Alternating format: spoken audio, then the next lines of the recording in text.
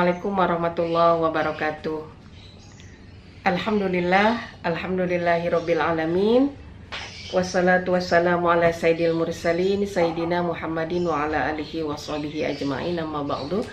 Ibu-ibu jamaah Majelis Taklim Al-Kautsar PLN Pusat, Ibu Titi, Ibu Nini, dan ibu-ibu pengurus yang dalam jajaran kepengurusan Majelis Taklim PLN Pusat Al-Kautsar, dan ibu-ibu yang tidak bisa saya sebutkan satu persatu namanya.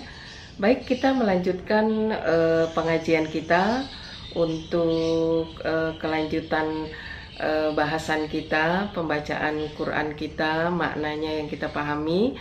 Sebagaimana kemarin saya sudah memulainya dalam surah An-Nisa ayat 31, dan itu penjabarannya meluas, dan pada hari ini kita akan membacakan ayat, kemudian saya membacakan terjemahnya, kemudian saya jelaskan sedikit maksudnya dari ayat itu, karena sangat penting sekali untuk kita mengerti apa yang kita baca. Kemudian dari setiap ayat itu ada pesan-pesan khusus dari Allah Subhanahu wa Ta'ala.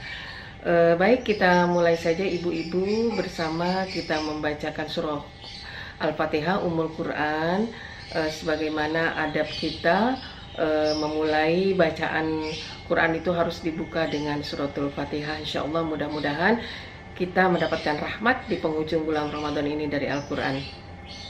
A'udzubillahi minasyaitonirrajim. Bismillahirrahmanirrahim. Alhamdulillahi rabbil alamin. Ar-Rahmanir-Rahim. Maliki yaumiddin. Iyyaka na'budu wa iyyaka nasta'in. Ihdinas siratal mustaqim. Siratal ladzina an'amta 'alaihim ghairil maghdubi 'alaihim waladdallin. Amin ya Allah ya Rabbal alamin. Ya, baik ibu yang dirahmati Allah, kita buka Quran kita, kemudian masing-masing menyimak bacaan yang saya bacakan, dan nanti disimak artinya, kemudian juga maknanya saya akan ulas sedikit demi sedikit ya dari masing-masing ayat. Bismillahirrahmanirrahim. Dimulai dari surah An-Nisa ayat 32. Surah An-Nisa ini ada pada urutan surah keempat ya. Ada di juz yang kelima ya. Ayat yang ke-32. Bismillahirrahmanirrahim. ولا تتمنوا ما فضل الله به بعضكم على بعض للرجال نصيب مما اكتسبوا وللنساء نصيب مما اكتسبن ويسأل الله من فضله Innallaha kana bikulli syai'in alima. Ini ayat 32 yang artinya adalah, janganlah kamu iri terhadap karunia yang telah dilebihkan Allah kepada sebagianmu atas sebagian yang lain. Bagi laki-laki ada bagian dari hal-hal yang mereka usahakan, dan bagi perempuan pun ada bagian dari hal-hal yang mereka usahakan. Mohonlah kepada Allah sebagian dari karunia-Nya. Sesungguhnya Allah Maha mengetahui segala sesuatu. Jadi maksud ayat ini adalah kita tidak boleh iri, kita tidak boleh merasa orang lain memiliki kelebihan atas kita, karena Allah telah menganugerahkan pada masing-masing diri kelebihan. Tiap individu ada pada yang lain dan tidak ada pada yang lain, dan masing-masing meskipun sama tapi ada karunia yang berbeda dari Allah Subhanahu wa Ta'ala. Seperti misalnya kita masing-masing sama dikaruniai oleh Allah suami dalam formasi kedudukan yang sama, tapi itu kan secara kedudukan hierarki di dalam dunia kerja, tetapi yang mengatur rezeki kan Allah. Jadi kita tidak boleh mengiri dengan satu sama lain, karena Allah punya karunia sendiri-sendiri dan Allah punya maksud. Kenapa atas yang satu diberikan sekian dan yang satu diberikan sekian. Nah, begitupun tidak boleh lirrijali, tidak boleh laki-laki laki-laki itu memiliki karunia atas apa yang diusahakannya, dan perempuan juga punya karunia atas yang diusahakannya. Nah, maksud ayat ini adalah perempuan juga punya kepemilikan sendiri, laki-laki punya kepemilikan sendiri, ya. Karenanya itu tidak boleh satu sama lain saling menindas, satu sama lain saling ingin memiliki yang sebetulnya bukan miliknya. Dan biasanya masalah ini sering terjadi dalam kehidupan rumah tangga.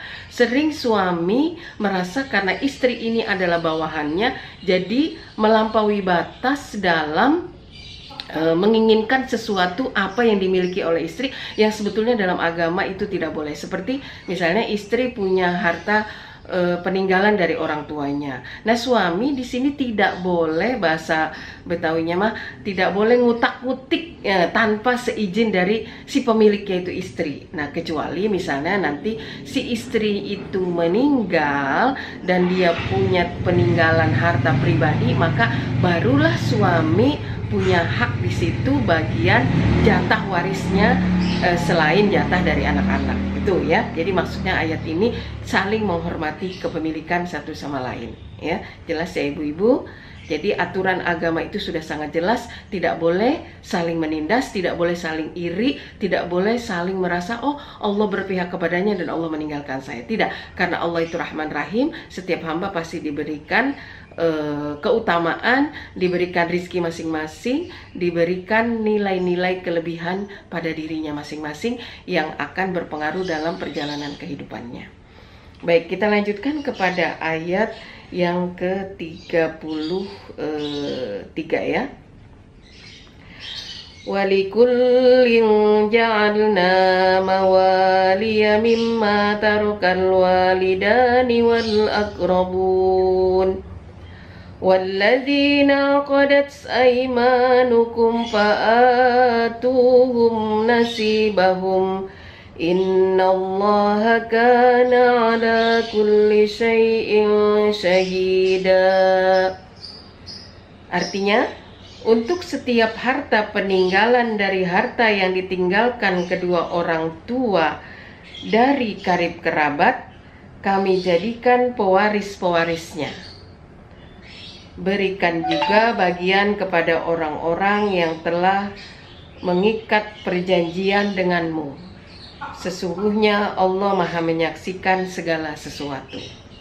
Nah, jadi maksud ayat ini adalah setiap orang punya usaha di dunia, dan usahanya itu kalau Allah kehendaki dan orang itu memiliki manajemen yang bagus, akan memanjang sampai suatu hari dia meninggal dunia. Maka apa yang ditinggalkan oleh seseorang yang meninggal dunia itu berupa harta dan segala sesuatu yang bernilai, perhiasan, kemudian perniagaan. Nah, itu akan menjadi harta peninggalan. Kalau dia statusnya sebagai orang tua, maka akan meninggalkan apa yang diusahakan orang tua ini berupa harta warisan yang nanti akan turun kepada anak-anaknya. Maka otomatis kalau orang tua memiliki usaha, orang tua memiliki harta, tentu akan turun kepada anak-anaknya, yaitu yang disebut ahli waris. Dan nanti secara detail insya Allah kita akan sampai kepada poin-poin jumlah-jumlah bagiannya. Nah, ini jadi ketika misalnya orang tua saya punya harta kemudian orang tua saya wafat, maka orang tua saya meninggalkan 5 anak, maka peninggalan hartanya itu dibagi 5 dengan ketentuan bagian anak laki-laki 2 kali bagian anak perempuan. Itu menurut hukum Al-Quran. Ataupun bisa dibagi sesuai dengan pesan orang tua itu. Ya, misalnya orang tua menginginkan laki-laki dan perempuan dibagi tidak beda, karena laki-laki dan perempuan di mata orang tua itu punya cinta yang sama, kasih sayang yang sama. Ketika orang tua hidup, sayangnya pada orang tua. Nah, kemudian anak-anak itu juga oke, setuju, maka itu boleh. Jadi seperti itu. Jadi harta peninggalan, ya. Dan berikan juga kepada bagian orang yang telah mengikat janji. Nah, ayat ini masih memberlakukan hukum di mana seorang sahabat itu, misalnya dia bicara kepada sahabatnya, kalau aku meninggal nanti kamu akan bisa mendapatkan apa yang aku punya. Nah, tetapi ayat ini sudah hukumnya, ya, bukan ayatnya, hukumnya sudah tidak diberlakukan lagi, karena yang paling abesah itu adalah ahli waris yang akan memperoleh warisan. Sahabat karib, teman setia tidak berhak memperoleh warisan, ya. Dan bahkan Allah Subhanahu wa Ta'ala memesankan kepada para orang tua untuk bersikap adil dalam hal warisan dan berhati-hati terhadap warisan dengan anak-anaknya, karena ini akan menimbulkan sengketa yang berkepanjangan, ya. Makanya di sini Allah berpesan supaya kita di sini menyaksikan itu dengan nyata, artinya jangan sampai salah perhitungan, jangan sampai salah prediksi, jangan sampai sikap pilih kasih itu membuat kita tidak adil terhadap anak-anak kita, ya, insya Allah. Baik, kita lanjutkan kepada ayat yang 34. Ar-rijalu qawwamuna 'alan nisa'i bima faddalallahu ba'dahum 'ala ba'd bima faddalallahu ba'dahum 'ala ba'din wa bima anfaqu min amwalihim.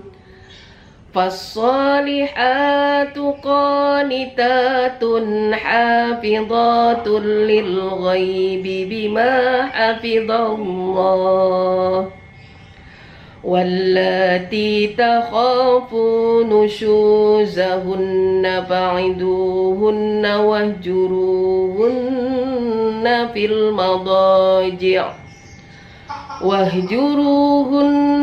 المضاجع واضربوهن فإن أطعنكم فلا تبغوا عليهن سبيلا إن الله كان عليا كبيرا. Artinya, laki-laki dalam hal ini suami, atau kita mempersiapkan anak laki-laki kita untuk menjadi suami kelak, itu pelindung bagi perempuan atau bagi istrinya. Kalau si suami itu pelindung bagi istrinya, karena Allah telah melebihkan sebagian laki-laki atas perempuan, dan karena laki-laki telah menafkahkan sebagian harta mereka, maka perempuan-perempuan yang soleh adalah perempuan yang taat kepada Allah dan menjaga diri ketika suaminya tidak ada, karena Allah telah menjaga mereka. Perempuan-perempuan yang kamu khawatir berbuat nusyuj, artinya nusyuj itu adalah durhaka, ya, jadi seorang istri yang durhaka, hendaklah kamu menasehati mereka. Itu tahap pertama. Kemudian pisahlah dari tempat tidur mereka. Maksudnya di sini adalah pisah ranjang, dan jika perlu pukullah mereka. Ingat catatannya di sini jika perlu ya, maka ini jangan dibesar-besarkan dengan alasan memukul istri kalau istri melakukan kedurhakaan atau pembangkangan. Tapi di bahasanya di sini kalau itu memang diperlukan, jika tidak Al-Quran lebih mengedepankan nasihat ya. Namun jika mereka menaatimu, nah ini sebaliknya, jika mereka para istri itu taat kepadamu, janganlah kamu mencari-cari alasan untuk menceraikan mereka. Nah, ini juga sering banyak terjadi perceraian yang dibuat-buat alasannya, yang sebetulnya tidak berdasarkan hukum syara, tidak berdasarkan sesuatu yang memang logis bahwa itu adalah sebuah kedurhakaan, tapi dibuat-buat supaya pernikahan itu pisah.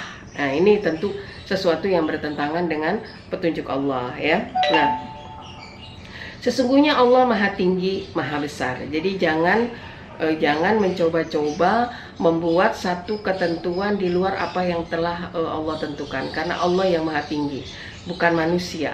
Sepanjang misalnya manusia itu membuat alasan-alasan berdasarkan logikanya, karena dia beranggapan saya ini pinter, saya ini bisa, saya ini adalah pengambil keputusan. Tidak, di sini innallaha kana aliyan kabira. Allah itu Maha Tinggi dan Maha Besar. Jadi tidak ada yang bisa melebihi ketinggian dan kebesaran Allah dalam status-status hukum, apalagi terkait hukum rumah tangga. Jadi jangan karena di sini ayat atasnya adalah laki-laki itu pemimpin, tetapi di sini pelindung ya. Sebagai pelindung tentu mengayomi dengan cinta dan kasih sayang, lebih mengedepankan cinta dan kasih sayang, bukan ego dan kesewenang-wenangan. Bahkan ketika istri itu durhaka sekalipun tetap mengedepankan cinta dan kasih sayang dengan menasihatinya. Tidak ada alasan karena istri durhaka itu lalu suami bersikap sewenang-wenang mengatasnamakan hukum agama. Tidak seperti itu ya. Jadi seperti itulah hukum-hukum Allah tegak berdiri atas dasar cinta dan kasih sayang. Jadi seperti itu maksudnya ya. Kemudian kita lanjutkan kepada ayat 35. Wa in hiftum shiqaqan bainihima fab'athu hakaman min ahlihi wa hakaman min ahliha yurida islahan yuwaffiqillahu bainahuma innallaha kana aliman khabira. Maksud terjemah dari ayat ini adalah, jika kamu khawatir terjadi persengketaan antara keduanya. Nah, maksudnya ini dari ayat 34-35 ini bicara tentang hubungan relasi suami istri. Yang tadi otoritas suami jangan di ayat 34 jangan dijadikan kesewenang-wenangan. Di ayat ke-35, jika ada perselisihan, persengketaan atau konflik ya, polemik di dalam rumah tangga antara keduanya, maksudnya antara suami istri, kirimlah seorang juru damai ya, yang memberi nasihat, yang tujuannya ingin merapatkan kembali islah. Jadi penasehat itu tujuannya lebih kepada mendamaikan, bukan malah memperkeruh. Bahasa yang dan sering kita dengar itu malah jadi ngomporin, bukan itu. Islah ya. Ya, kirimlah seorang juru damai, namanya juru damai. Jadi juru damai itu adalah seseorang yang akan memberikan kedamaian. Dari mana? Dari keluarga. Jadi dari keluarga. Kenapa juru damai itu diambil? Yang pertama dari keluarga laki-laki ya utama. Kenapa? Yang kedua boleh kalau tidak ada dari keluarga laki-laki dan seorang dari keluarga perempuan. Boleh ada dari pihak laki-laki, dari pihak perempuan, perwakilannya. Jadi adil. Kenapa dari pihak keluarga? Supaya lebih terjaga aib atau persoalan suami istri itu. Karena biasanya kalau masih intern keluarga, persoalan itu masih bisa dijaga. Ya, masih bisa kita jaga kerahasiaannya. Jadi jangan dulu ngambil orang luar. Ya, tentunya keluarga ini adalah keluarga yang kita anggap adil, keluarga yang kita anggap masih tidak memihak ke sana ke sini, ya. Jadi jangan mengambil keputusan berdasarkan ego masing-masing. Sudah kita putuskan, kita ambil begini begitu, tidak. Tapi ambil. Yang kedua, kalau mengambil utusan dari keluarga itu, kira-kira keluarga itu yang bisa dipercaya, yang misalnya ilmunya lebih tinggi dari keluarga-keluarga yang lain, dianggap bisa dipercaya, kebijaksanaannya, ilmunya, kearifannya, hatinya, ya pokoknya kita udah kenal dia ini lebih memiliki keutamaan dibanding dengan saudara-saudara yang kita kenal. Disinilah pentingnya kita memiliki keluarga yang memiliki ilmu dan bisa dipercaya, atau bahasa kita apa ya, lebih kita bisa jadikan panutan. Nah, di sini penting kalau ada sengketa antar keluarga, dan nanti kita bisa ambil beliau untuk sebagai penengah, ya. Jadi tidak memihak pada saya karena ini ponakannya, atau karena ini adiknya, atau karena saya ini karena beliau itu adalah om saya, tidak. Tapi kebijaksanaan itu lahir berdasarkan ilmu yang sebenarnya, bukan berdasarkan kepada keberpihakan. Jadi ini maksud ayat ke-35.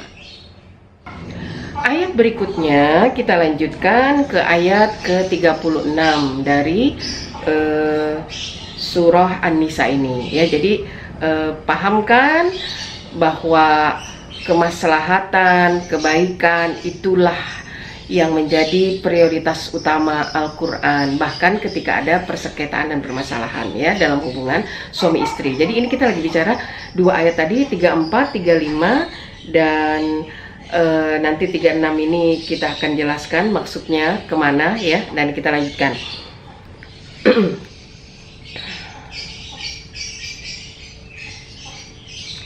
Wa'budullaha wa la tusyriku bihi syai'an wa bil walidaini ihsana wa bidhil qurba wal yatama wal masakin wal jari dhil qurba والجار ذي القربى والجار الجنب والصاحب بالجنب وابن السبيل وما ملكت أيمانكم إن الله لا يحب من كان مختالا فخور. Ayat ke-35, ke-36, ya, sekarang ke-36. Nah, artinya sembahlah Allah dan janganlah kamu mempersekutukannya dengan apapun. Berbuat baiklah kepada kedua orang tua, kerabat, anak-anak yatim, orang-orang miskin, tetangga dekat, dan tetangga jauh, teman-teman sejawat, ibnu sabil, dan hamba-hamba sahaya yang kamu miliki. Sesungguhnya Allah tidak menyukai orang sombong dan membanggakan diri. Nah, ayat 36 ini sudah mengajarkan kebajikan lebih luas lagi. Kalau tadi dalam skup kemakrufan dalam lingkungan rumah tangga, yaitu kepada pasangan, meskipun pasangan itu sedang melakukan kedurhakaan atau pembangkangan, tetap diajarkan untuk berlaku ma'ruf. Nah, adapun ayat ke-36 mengajarkan kepada kita, ya, yang pertama, jangan sekali-kali kita mempersekutukan Allah dengan apapun. Dengan apapun, karena menyekutukan Allah itu syirik, ya. Inna syirka ladzulmun adzim, itu dosa besar. Bahkan dengan obat sekalipun. Nah, ini kita sering mengatakan saya sembuh karena obat ini. Bukan, sesungguhnya yang menyembuhkan adalah Allah, tetapi melalui wasilah perantara ini, ya. Atau saya selamat, saya diselamatkan oleh orang ini. Orang ini adalah wasilah uluran cinta dan kasih sayang Allah kepada kita. Jadi kita harus berhati-hati. Maka ucapannya adalah alhamdulillah, alhamdulillah, Allah, Allah, biamanillah, billah. Itulah selalu kita sandarkan kepada Allah. Semua makhluk ini adalah penyambung tali kasih Allah kepada sesama hambanya, ya, dengan apapun. Nah, setelah itu kewajiban setelah kita yang pertama, perintah yang pertama tidak boleh menyembah pada selain Allah. Kemudian yang berikutnya adalah berbakti kepada kedua orang tua. Jadi selalu ayat Al-Quran ini setelah berbicara menyembah kepada Allah, berbuat baik kepada orang tua. Kenapa Allah mesti mengajarkan seseorang untuk berbakti kepada orang tua? Karena berbuat baik kepada orang tua itu menjadi kewajiban setiap anak, dan tidak semua anak memiliki kesadaran itu. Maka Allah selalu berpesan dan hierarkinya setelah penyembahan kepadanya. Nah, jadi kalau orang tua tidak perlu diajarkan untuk cinta dan sayang pada anak karena sudah diberikan naluri oleh Allah. Tapi anak masih perlu diingatkan untuk berbakti kepada orang tua. Kenapa? Karena orang tualah yang menyebabkan Allah menghadirkannya ke bumi ini. Iya, tidak sekonyong-konyong Allah ciptakan sebagaimana penciptaan Nabi Adam, ya, langsung ada yang mengatakan dari turab, tanah hitam segala macam, tapi melalui wasilah kedua orang tua manusia, siapapun dia hadir di dunia ini adalah wasilah ibu bapak, ya. Jadi ini panjang kalau kita kaji pembahasannya. Kemudian kebaikan yang berikutnya setelah kepada kedua orang tua, kepada kerabat. Kerabat ini adalah orang yang masih ada hubungan darah dengan kita, baik ke atas maupun ke bawah. Ya, hati-hati ya. Jadi kita wajib menjalin hubungan baik meskipun kadang-kadang banyak kerabat yang kurang mengenakan hati atau pernah menyakiti hati. Apalagi ini nanti mau masuk Idul Fitri. Jadi ketika nanti kita, walaupun kita sedang social distancing, kita meskipun sekedar ucapan melalui WhatsApp, melalui media sosial, itu sudah mewakili dari menyambung tali cinta dan kasih ini, ya. Yang berikutnya dengan anak-anak yatim. Nah, kemarin sedikit dalam ulasan saya di ayat 31 sudah diulas ya tentang anak yatim.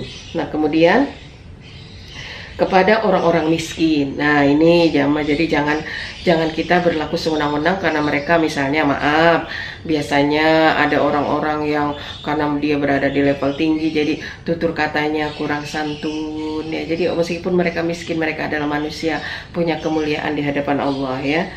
Dan kemudian tetangga dekat dan tetangga jauh, ya. Jadi se-RT, se-RW, sekelurahan, sekecamatan, bahkan seluruh orang-orang yang kita kenal walaupun tinggalnya jauh, itu berhak kita untuk perlakukan dengan baik meski hanya dengan sekedar tutur kata. Jadi kebaikan itu kenapa? Karena akan selalu memberikan kesejukan kepada setiap orang. Yang kemudian teman sejawat, ya, teman leting kantor, teman di majelis taklim, teman waktu sekolah, teman alumni, teman-teman waktu kuliah. Nah, ini teman-teman sejawat namanya, seperti itu. Jadi kita kesampingkan itu ego, tapi kita utamakan adalah kebaikan. Apalagi kita semakin hari semakin tua, apalagi yang bisa kita tinggalkan nanti ketika kita kembali ke hadirat Allah selain kenangan kebaikan dari teman-teman sejawat. Kalau kita meninggalkan kebaikan, mereka akan berkata, oh, si A itu orangnya baik banget. Itulah yang disebut gajah mati meninggalkan gading, harimau mati meninggalkan belang, manusia mati meninggalkan budi baik. Tentu meninggalkan nama yang harum dan nama yang baik, ya. Kemudian di sini siapa lagi? Ibnu Sabil. Siapa Ibnu Sabil? Ya, orang yang sedang dalam perjalanan. Ya kita sapa, ya kita sekedar kasih senyum saja mereka udah suka. Ya apalagi sekarang ini kebaikan sedang ditebar dengan banyak kita menyumbang kepada mereka yang sedang kekurangan akibat wabah COVID-19 ini. Itu udah mewakili dari kebaikan. Meskipun kita tidak kenal pada mereka, tapi kiriman kita nyampe kepada mereka, itulah kebajikan.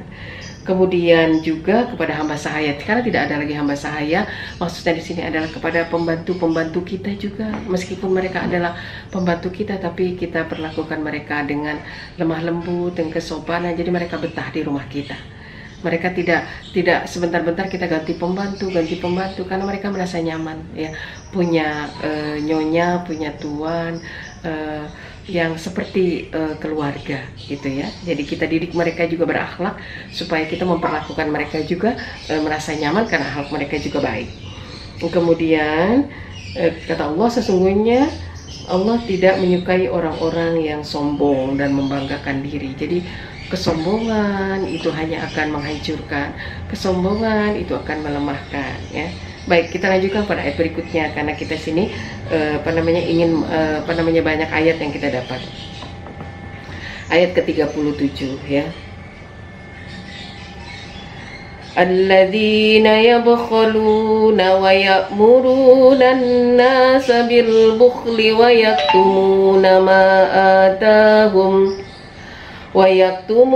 ma atahumullahu min fadli wa a'tadna lil kafirina 'adzaban muhina. Yaitu orang kikir dan menyuruh orang lain berbuat baik, berbuat kikir serta menyembunyikan karunia yang telah diberikan Allah kepadanya. Kami telah menyediakan azab yang menghinakan untuk orang-orang kafir. Jadi siapa mereka yang tidak disukai Allah akibat kesombongan dan membanggakan dirinya itu di dalam ayat 36 tadi, maka jawabannya ada di ayat ke-37, yaitu orang yang Allah tidak suka adalah orang yang kikir, ya, orang yang bakhil. Al-bakhilu ba'idum minan nar, ya, orang bakhil qaribu minan nar, dekat kepada neraka, ba'idum minallah, jauh dari Allah, ba'idum minan nas, jauh dari manusia. Dan menyuruh orang lain berbuat kikir juga. Jadi kenapa Allah benci kepada orang ini? Dia kikir, dia mempengaruhi orang lain. Kalau dia bilang gini, buat apa saya memberi, saya kerja peras keringat banting tulang, pergi gelap pulang gelap. Nah, kamu nggak ngerasa. Jadi dia berusaha mempengaruhi orang lain supaya kayak dia. Nah, ini dibenci sangat oleh Allah. Bukan cuma dia yang kikir, tapi dia pengaruhi orang. Ini kalau kikirnya dia sendiri, dia nggak mau pengaruhi orang, ya masih masih mending gitu. Tapi itu pun Allah tidak suka. Nah, ini ketidaksukaan Allah ini tadi ditambah dengan sifat dia tadi yang sudah kikir, mempengaruhi orang lain juga untuk kikir. Naudzubillah min dzalik.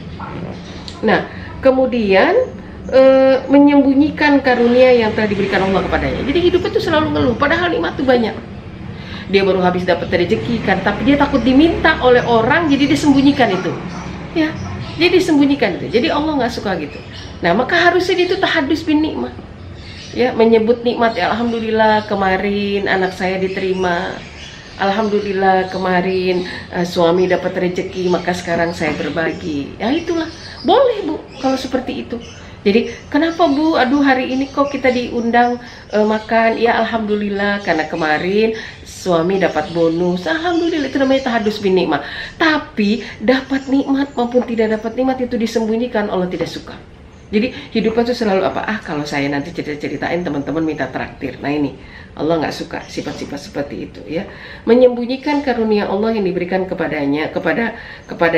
Kami telah menyediakan azab. Naudzubillah min dzalik. Allah siapkan azab itu bagi orang-orang yang seperti itu, ya. Jadi jangan sampai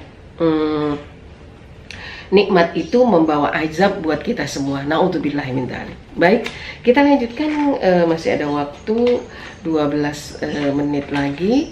Kita lanjutkan kepada ayat 38 ya. Ibu-ibu silahkan ingat surah yang baru bergabung atau yang masih belum jelas ya. Ini kita sedang bahas surah An-Nisa, sekarang sampai di ayat ke-38. Kita baca, kita mengerti maknanya ya. وَالَّذِينَ يُنْفِقُونَ أَمْوَالَهُمْ رِئَاءَ النَّاسِ وَلَا يُؤْمِنُونَ بِاللَّهِ وَلَا بِالْيَوْمِ الْآخِرِ وَمَنْ يَكُنِ الشَّيْطَانُ لَهُ قَرِينًا فَسَاءَ قَرِينًا. Artinya, selain itu, orang-orang yang menginfakkan hartanya karena ingin dilihat dan dipuji. Astagfirullahaladzim. Dan karena ingin dipuji orang lain, serta orang-orang yang tidak beriman kepada Allah dan hari kemudian. Siapapun yang menjadikan setan sebagai temannya, ketahuilah bahwa setan itu teman yang sangat jahat. Nah, ini masih kelanjutan ayat berikutnya.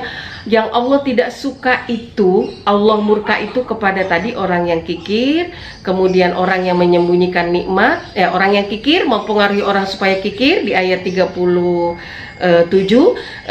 kemudian orang yang menyembunyikan nikmat. Nah, di ayat 38 ditambah lagi, selain itu siapa lagi?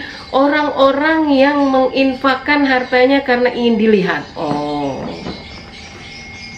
Ya, jadi ria itu ya supaya apa? Dilihat, ditampakkan. Oh, saya nih ngasih ini. Nah, kalau kita laporkan kepada teman-teman, itu bukan ria, karena tujuannya supaya teman-teman percaya bahwa infaknya, zakatnya, sodakonya sudah disalurkan. Tapi dia ingin memperoleh sanjungan, ingin di like, ingin dikatakan, oh hebat ya kamu, nah, kan kayak gitu ya. Jadi na'udzubillahi min dzalik ya. Kemudian juga orang-orang yang menginginkan pujian. Nah, itu jadi ada perintah dari Rasul, kalau tangan kanan memberi, tangan kiri jangan sampai tahu. Itu saking pentingnya sodako sembunyi. Kenapa? Karena hikmahnya adalah supaya tidak menyinggung perasaan orang yang diberi ya. Jadi sekarang kan juga lagi viral tuh sodako-sodako yang diviralkan di foto, dan tiba-tiba setelah tahu si pemberi itu kalau dia sedang divideokan, tiba-tiba dia tolak itu karena dia nggak mau nanti dilihat orang bahwa dia itu menerima pemberian. Nah, itu jadi kita juga perlu menjaga harga diri orang yang menerima. Jadi Allah tuh tahu, yaitu makanya kalau kita memberi kepada misalnya badan amil zakat, kita nggak perlu tahu harta saya diberikan kepada siapa, karena kita supaya merahasiakan nilai sodako kita itu. Jadi kita percayakan pada yang dititipkannya. Seperti ibu-ibu itu kemarin sudah dititip kepada kelompok teman-teman, ya sudah, siapa-siapa saja yang menerima, insya Allah itu sudah dipercayakan pada teman-teman ya. Nah, siapa lagi? Dan orang-orang yang tidak beriman kepada Allah dan hari kemudian, naudzubillah ya. Jadi dia nggak percaya kiamat. Mana buktinya sampai 2020 ini mana belum ada kiamat. Nah, naudzubillah min dzalik. Padahal kita harus percaya, salah satu rukun iman adalah percaya kepada hari kiamat. Juga kita percaya kepada takdir Allah atas kita ya. Oh ya, suami saya dulu satu level sama Pak ini, kok sekarang suaminya ibu ini cepet ya karirnya. Percayalah, setiap orang punya syakilah ya. Allah sendiri akan menempatkan dan memberikan kita masing-masing poin untuk itu semua. Jadi kembali kepada ayat yang tadi, kita tidak boleh iri kepada ayat yang 33 tadi ya.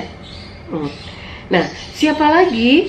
Nah, jadi di sini orang yang menyembunyikan, kemudian orang yang tidak beriman, dan kemudian siapapun yang menjadikan setan sebagai temannya. Nauzubillah min dzalik. Tidak ada orang yang mau berteman kepada setan, tetapi sesungguhnya bisa jadi berteman kepada apa yang disukai setan. Nah, itu tadi namanya, kalau berteman kepada yang tidak disukai oleh Allah tetapi disukai oleh setan, berarti itu teman setan. Salah satunya apa tadi? Ya, itulah berteman dengan setan itu apa? Perbuatan-perbuatan yang kemarin waktu pagi saya bahas, itu sifat mubazir, ya, berlebihan. Nah, itulah tidak boleh berlebihan berhari raya, ya, mengedepankan kebutuhan, bukan keinginan. Nah itu karena mubazir itu adalah sifatnya setan. Nah apalagi dengan situasi seperti ini, aduh karena mau lebaran nih, udah saya harus ke pasar gini-gini.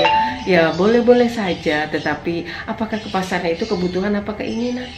Sampai akhirnya kita mengenyampingkan himbauan dari pemerintah kita untuk diam di rumah. Nah ini jadi kita lihat, kalau ibu saya mau ke pasar karena saya harus beli ini, belilah berdasarkan kebutuhan, setelah itu cepat pulang. Ya kita harus, kalau memang kita harus ke pasar, ya ke pasar karena beri kebutuhan, ya bukan untuk sesuatu yang keinginan. Oh ini hari lebaran, hari spesial. Naudzubillah min dzalik, ya. Berhari raya itu sebenarnya adalah ketika kita setelah hari raya itu semakin dekat dengan Allah. Ketika kita setelah berhari raya itu merasakan apa yang kita berikan manfaat untuk orang lain. Ini sebenarnya, ya. Dan apa kecaman Allah ini? Nah, sesungguhnya Allah Maha mengetahui keadaan mereka. Ya, jadi jiwa yang ikhlas, jiwa yang ingin dipuji, yang segala macam itu Allah yang Maha tahu, dan manusia banyak tidak tahu, ya. Ibu yang dirahmati Allah, Masya Allah, kita nggak salah ini membahas surah An-Nisa ini begitu banyak kupasan. Baik, 5 menit terakhir kita bahas masih ayat ke 39-nya, ya, sekarang.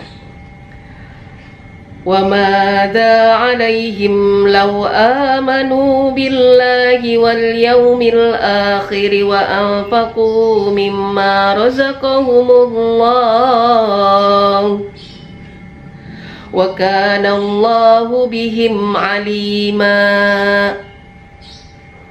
Artinya, apakah mereka rugi jika beriman kepada Allah dan hari kemudian serta menginfakkan sebagian dari rezeki yang telah diberikan Allah kepada mereka? Sungguh Allah Maha mengetahui keadaan mereka. Jadi Allah di sini intonasinya adalah tanda tanya. Allah tanya gini, apakah mereka, maksudnya kita, apakah mereka itu rugi jika beriman kepada Allah? Ya Allah, Allah tidak rugi kalau kita tidak beriman kepada Allah, tapi kitalah yang rugi ketika kita tidak beriman kepada Allah. Karena hidup ini sebenarnya adalah untuk mengabdi dan beriman kepada Allah. Ya, jadi kalau kita beriman kepada Allah, kita nggak perlu apresiasi manusia. Kalau kita beriman kepada Allah, kita nggak perlu like dari jempol dari orang. Cukup Allah, ya. Cukup Allah yang tahu, cukup Allah yang ridho, cukup Allah bersama saya. Nah, cukup karena Allah itu yang mencukupkan. Nah, jadi apresiasi segala macam itu, ya sudah, jadi kita itu tenang. Ala bi dzikrillahi tatmainnul qulub. Dengan ingat Allah hati jadi tenang, karena Allah dalam jiwa kita itu seperti itu, ya.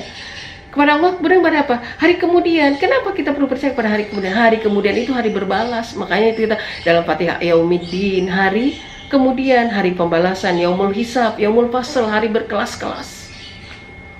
Ya. Yaumul Ba'as, hari kebangkitan, semua dibangkitkan.